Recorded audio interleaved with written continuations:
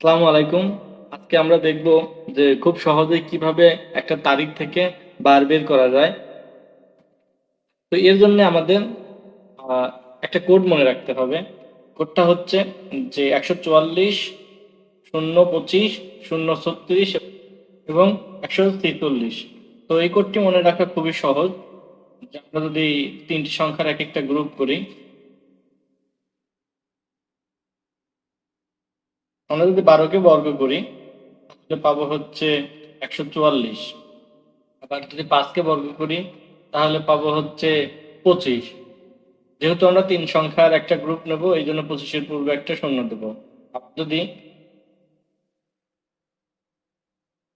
আবার যদি আমরা 6-এর বর্গ করি তাহলে পাচ্ছে হচ্ছে 36। দেখেন এখানে আমরা যে 12কে স্কোয়ার করে 144 পেয়েছি এবং 144-এর সাথে যদি আমরা 2 যোগ করি তাহলে পাবো 146।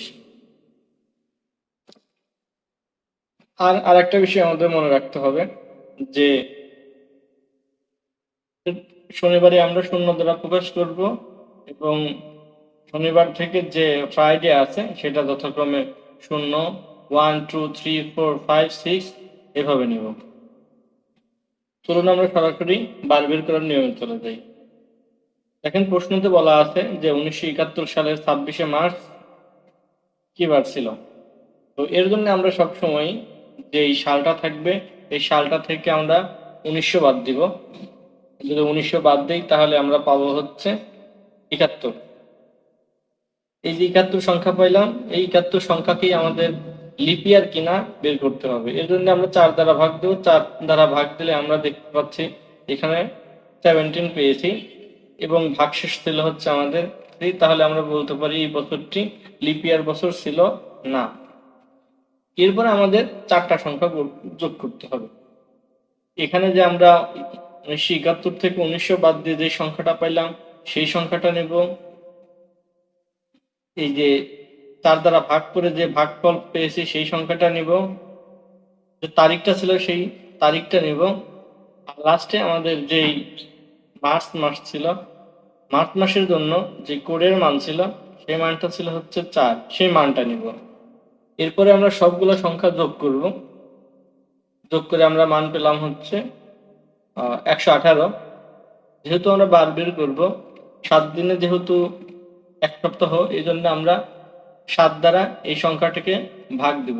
এই সংখ্যাটাকে ভাগ দিলে আমরা ভাগশেষ পাবো হচ্ছে 6। আর এই ভাগশেষটাই বার নির্দেশ করবে। 6 6 কোন বারকে নির্দেশ করতেছে? 6 হচ্ছে শুক্রবারকে নির্দেশ করতেছে। তাহলে আমরা বলতে পারি যে 1971 সালের 26শে মার্চ শুক্রবার ছিল। এবার একটা ব্যতিক্রম নিয়মের ম্যাথ দেখা যাক। দেখেন এই কোশ্চেনটাতে বলা আছে যে 2016 সালের 12 জানুয়ারি কি বার ছিল। সেম আমরা আগের মতোই 2016 থেকে 1900 বাদ দেব। বাদ দিলে আমরা পাবো হচ্ছে 116। এখন এই 116 আবার লিপিয়ার কিনা তার জন্য আমরা হচ্ছে 4 দ্বারা ভাগ দেব।